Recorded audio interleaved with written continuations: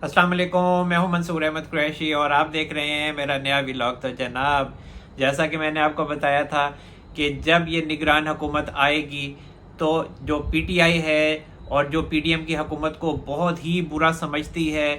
अपने लिए ख़तरनाक समझती है, तो ये पीडीएम हुकूमत को भूल जाएंगे और निगरान हुकूमत इन पर इतना केसेस का अंबार लगा देगी और इनकी गिरफ्तारियां डालेगी कि ये जो निगरान हुकूमत है उसको कोसेंगे। और यही हुआ है कि पहले इमरान खान साहब की तो गिरफ्तारी पीडीएम हुकूमत में हो गई थी, उसके बाद जो पहली गिरफ्तारी निगरान हुकूमत में हुई है वो शाह महमूद कुरैशी साहब की हुई है। और शाह महमूद कुरैशी साहब को साइफर स्कैंडल में गिरफ्तार किया गया है। उस पर भी बात कर लेते हैं कि उनको किस कानून के तहत गिरफ्तार किया गया है। और इसके अलावा जो डॉक्टर शीरी मज़ारी हैं, उनकी बेटी ईमान हाजिर मज़ारी को भी कल रात गिरफ़्तार किया गया है, रात के 3:15 बजे। और इसके अलावा जो बड़ी अहम गिरफ़्तारी हुई है वो असद उमर साहब की हुई है, और उनकी जो गिरफ़्तारी है वो भी साइफर स्कैंडल में हुई है और उन्हें एफआईए ने गिरफ़्तार किया है। लेकिन जो बहुत अहम बात है वो ये है कि इमरान खान साहब की भी गिरफ़्तारी साइफर स्कैंडल में डाली गई है, जो कि पहले ही अटक जेल में कैद हैं। और मैंने जैसा कि आपको पहले ही बताया था कि जैसे ही निगरान हुकूमत आएगी बड़े अहम रहनुमाओं की गिरफ्तारियां शुरू हो जाएंगी। पहले शाह महमूद कुरैशी, असद उमर, और अब लगता है ऐसा कि डॉक्टर शीरी मज़ारी को भी लपेटा जाएगा इसमें। और जो आज़म खान साहब हैं, जो प्रिंसिपल सेक्रेटरी हैं, जो पहले इमरान खान साहब के प्रिंसिपल सेक्रेटरी थे, तो उन्होंने जो गवाही दी तो वहाँ हो सकता है कि उनकी बचत हो जाए। लेकिन जिस तरह से गिरफ्तारियां हो रही हैं तो नज़र आता है कि जो जो साइफर स्कैंडल में मुलविस है उसको गिरफ़्तार किया जाएगा। और इसमें कासिम सूरी साहब हैं, इसके अलावा असद कैसर साहब हैं। तो ये भी वो लोग थे जो साइफर को, जो सियासी बयानिया था, उसको आगे लेकर चले। और जो असद कैसर साहब थे, जब तहरीक अदम इत्तेमाद का मामला आया तो उन्होंने समझदारी दिखाई और वो तो गलत रूलिंग नहीं दे सके, और उन्होंने इनकार किया था कि वो गलत रूलिंग नहीं देंगे। लेकिन कासिम सूरी साहब ने माना इस बात को और उन्होंने गलत रूलिंग दी, और वो भी आइन की खिलाफ वर्जी थी। लेकिन जो सुप्रीम कोर्ट है वहाँ जब मामला गया तो उन्होंने कासिम सूरी को तो छोड़ दिया, उन्हें कोई सज़ा नहीं दी। लेकिन ये है कि जो कासिम सूरी की रूलिंग थी वो कलअदम करार दे दी, और फिर दोबारा से तहरीक अदम इत्तेमाद का प्रोसेस शुरू किया गया, कौमी असम्बली बहाल की गई, और फिर उसके नतीजे में जो इमरान खान साहब हैं उनको पीएम हाउस से बाहर कर दिया गया। और जो सबसे इम्पोर्टेंट बात है वो कल आई है सामने, जब आरिफ अलवी साहब ने पिंडोरा बॉक्स खोल दिया है और उनका कहना है कि जो ऑफिशियल सीक्रेट एक्ट 2023 है और जो आर्मी तरमीमी एक्ट है 2023, उस पर उन्होंने साइन नहीं किए हैं। और इसमें जो बहुत ज़्यादा झोल है वो सदर आरिफ अलवी साहब की तरफ से ही है, और लगता है कि जो आरिफ अलवी साहब हैं वो अपने आप को बचाने की कोशिश कर रहे हैं, झूठ बोल रहे हैं। सदर का एक ओहदे का तकद्दुस है, उन्होंने उस ओहदे के तकद्दुस को भी पामाल करने की कोशिश की है। वो इस तरह से कि जब ऑफिशियल सीक्रेट एक्ट 2023 और जो आर्मी एक्ट जो तरमीमी बिल था 2023 वो सदर के पास भेजा गया था, तो 10 दिन थे आइन के आर्टिकल 75 के तहत कि जो सदर अलवी साहब हैं वो या तो उस पर साइन करके पास कर सकते थे या फिर वो इससे इख्तलाफ कर सकते थे दोनों बिल से, और बाकायदा उनको एक नोट लिखना चाहिए था कि उन्हें किस वजह से इन दोनों बिल्स पे इख्तलाफ है, और वो वापस पार्लियामेंट को भेज सकते थे। हमेशा माजी में जिस तरह से आरिफ अलवी साहब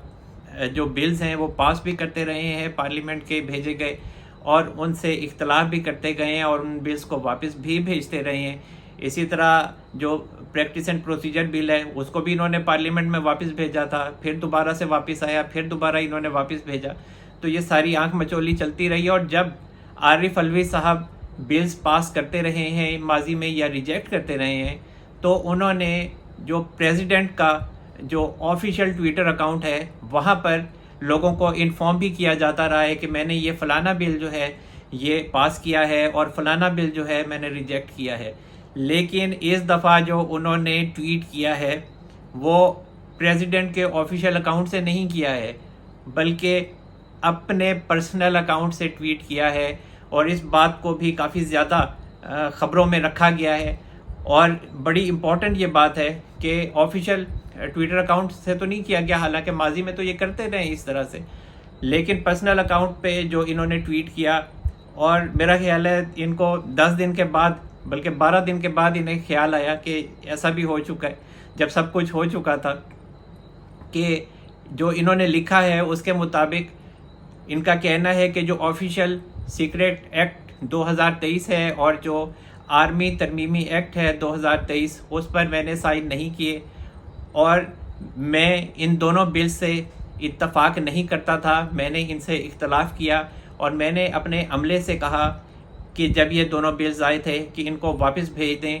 تاکہ ان دونوں بلز کو غیر مؤثر کیا جا سکے. اور میں نے بار بار اپنے عملے سے تصدیق کی کہ کیا واقعی بلز واپس بھیجے جا چکے ہیں پارلیمنٹ میں, تو ان کا کہنا تھا کہ بالکل بلز جو ہیں وہ واپس بھیجے جا چکے ہیں. لیکن مجھے 10 دن کے بعد میڈیا سے پتہ چلا کہ یہ بلز پر میں نے سائن کر دیے ہیں, حالانکہ میں نے سائن نہیں کیے تھے. اللہ تعالی ہمیں معاف کرے گا. اور پھر اس کے بعد ان کا یہ کہنا ہے کہ جو بھی افراد ان سے متاثر ہوں گے ان دونوں بل سے, میں ان سے معافی مانگتا ہوں. اور ان کا یہ بھی کہنا تھا کہ جو میرا عملہ ہے اس نے میری بات نہیں مانی, اور انہوں نے جو میں نے انہیں قانون کے مطابق حکم دیا تھا انہوں نے اس کو بھی نہیں مانا. اب دیکھیں جو عارف الوی صاحب ہیں وہ اگر اپنے عملے پر الزام لگا رہے ہیں تو وہ بھی ایک بہت بڑا الزام ہے, کیونکہ جو ان کا عملہ ہے, جو ان کا سٹاف ہے, وہ کوئی عام عملہ نہیں ہے, عام سٹاف نہیں ہے, بلکہ اس میں آرمی کے لوگ شامل ہیں. اور جو صدر عارف الوی ہیں یا صدر کو جو عہدہ ہے وہ سپریم کمانڈر کا ایک عہدہ ہوتا ہے, اور فوج بھی اس کے تابع ہوتی ہے. اور جو عارف الوی صاحب ہیں وہ براہ راست اپنے ملٹری سیکٹری کے اوپر الزام لگا رہے ہیں جو بریگیڈیئر لیول کے ہوتے ہیں, اور اس کے علاوہ جو نیچے بھی عملہ ہے, جو سٹاف ہے, وہ بھی آرمی سے ہی متعلق ہے. تو یہ کس طریقے سے اس بات کو ثابت کریں گے کہ جو ان کا سٹاف ہے انہوں نے ان کے حکم پر عمل نہیں کیا. حالانکہ جو عارف الوی صاحب ہیں وہ ہمیشہ جو بھی بلز ہوتے تھے جن کو وہ ریجیکٹ کرتے تھے اور ان پر وہ نوٹ لکھتے تھے اور پھر سائن کر کے اس کو واپس پارلیمنٹ میں بھیجتے تھے. لیکن اس دفعہ انہوں نے ایسا نہیں کیا, اور 10 دن کے بعد جب خبر آئی تو تب بھی انہوں نے کوئی رسپانس نہیں دیا کہ بلز جو ہیں میں نے پاس کیے ہیں یا نہیں کیے. اور میڈیا پہ تو یہ خبر آئی ہے کہ صدر عارف الوی صاحب نے آرمی ترمیمی ایکٹ 2023 اور آفیشیل سیکریٹ ایکٹ 2023 کے اوپر باقاعدہ طور پر دستخط کر دیے ہیں. تو یہ تب کیوں نہیں بولے؟ یہ اس وقت نہیں بولے, آج 2 دن کے بعد بولے جب ان کو لگا کہ اب وہ جو آفیشیل سیکریٹ ایکٹ ہے اس کے تحت گرفتاریاں شروع ہو چکی ہیں, جن میں شاہ محمود قریشی صاحب ہیں, عمران خان صاحب ہیں, اور اس کے علاوہ اسد عمر صاحب ہیں. تو ان کی جو تینوں کی گرفتاریاں ہیں, وہ جو میں نے پہلے بات کی کہ کس قانون کے تحت انہیں گرفتار کیا گیا ہے, تو انہیں آفیشیل سیکریٹ ایکٹ 2023 کے تحت ہی گرفتار کیا گیا ہے. اور عارف الوی صاحب اب باقاعدہ طور پر ایک جھوٹ بول رہے ہیں کہ انہوں نے ان بلز کو پاس نہیں کیا. وہ اس وجہ سے کہ 10 دن کے بعد تک یہ قانون جو مسودہ تھا وہ ان کے پاس رکھا رہا, انہوں نے اس پر کوئی رسپانس نہیں دیا. اب جب انہوں نے ریٹن ہی کوئی نوٹ نہیں لکھا تو پھر کیسے جو بھی حکومت کے جو ادارے ہیں وہ کیسے ان کی بات پر یقین کریں گے؟ کیونکہ جو پی ایم آفس ہے یا پریزیڈنٹ ہاؤس ہے وہاں پر جو بھی معاملہ ہوتا ہے وہ تحریری ہوتا ہے, لیکن صدر کی طرف سے کوئی تحریری نوٹ نہیں بھیجا گیا. تو جب نہ صدر عارف الوی صاحب نے ان دونوں قوانین کو ایکسیپٹ کیا نہ ان دونوں قوانین کو ریجیکٹ کیا, تو آٹومیٹیکلی آرٹیکل 75 کے تحت 2 راستے چونکہ تھے ان کے پاس ایکسیپٹ کرنے کا یا ریجیکٹ کرنے کا, وہ انہوں نے نہیں کیا. تو قانون آٹومیٹیکلی بن گیا اور قانون نے اپنا راستہ اپنایا، اور اسی راستے کو فالو کرتے ہوئے جو ریاست ہے اس نے عمران خان صاحب کو اٹک جیل میں دوبارہ سائفر اسکینڈل میں گرفتار کر لیا، اور شاہ محمود قریشی صاحب کو گرفتار کر لیا، اور اسد عمر صاحب کو بھی گرفتار کر لیا۔ اور اس ٹویٹ کے بعد پھر جو وزارت قانون ہے ان کی طرف سے ٹویٹ بھی کیا گیا، ان کا بھی یہی کہنا تھا کہ آرٹیکل 75 کے تحت صدر عارف الوی صاحب کے پاس دو ہی راستے تھے، ایکسیپٹ کرنے کا، ریجیکٹ کرنے کا، اور جب انہوں نے دونوں کام نہیں کیے تو آٹومیٹیکلی قانون نے تو پاس ہونا ہی تھا، اور وہ پاس ہو گیا۔ اور اس کے علاوہ پھر جو پریس کانفرنس کی گئی، وزارت قانون کے جو وزیر ہیں احمد عرفان صاحب، اور جو وزارت اطلاعات و نشریات کے منسٹر ہیں مرزا سولنگی صاحب، انہوں نے اور بڑی نبی تلی انہوں نے پریس کانفرنس کی، اور عارف الوی صاحب اس معاملے میں بہت بیک فٹ پر دکھائی دیے، اور ان کا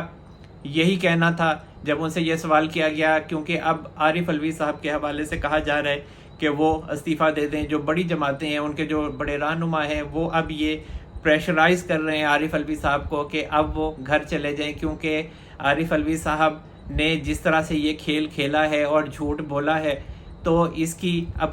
آئین میں کوئی اجازت نہیں ہے، اور جو عارف الوی صاحب ہیں وہ عہدے کی جو قدر ہے وہ کھو بیٹھے ہیں، تو اسی لیے انہیں باعزت طریقے سے گھر چلے جانا چاہیے۔ اور اس کے علاوہ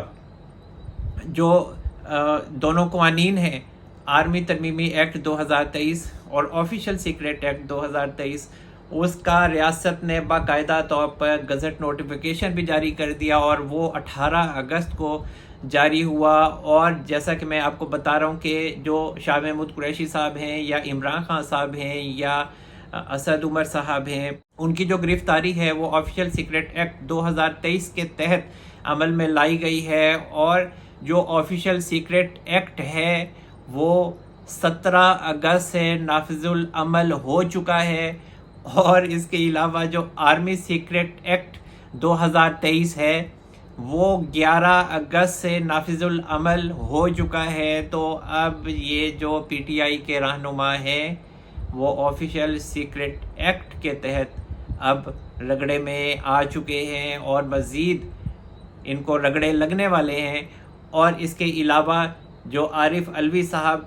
نے جو ٹویٹ کیا ہے وہ اصل میں اپنے پرسنل اکاؤنٹ سے وہ انہوں نے اپنے آپ کو بچانے کی کوشش کی ہے کہ میں کسی طریقے سے صاف ستھرا ہو جاؤں، کلیئر ہو جاؤں، حالانکہ آفیشل سیکریٹ ایکٹ جو ہے اس کے تحت اب جو قانون انہوں نے بنا دیا ہے، انہیں پتہ ہے کہ انہوں نے کیا کام کیا ہے، اور میری یہ رائے ہے کہ ان کو اشارہ ہو چکا تھا، اور اسی لیے پھر یہ خاموشی سے ایک پلان کے تحت چھپ کر کے بیٹھے رہے، اور جب 10 دن پورے ہو گئے تو آٹومیٹیکلی جو قانون تھا، جو دونوں قوانین تھے وہ بن گئے،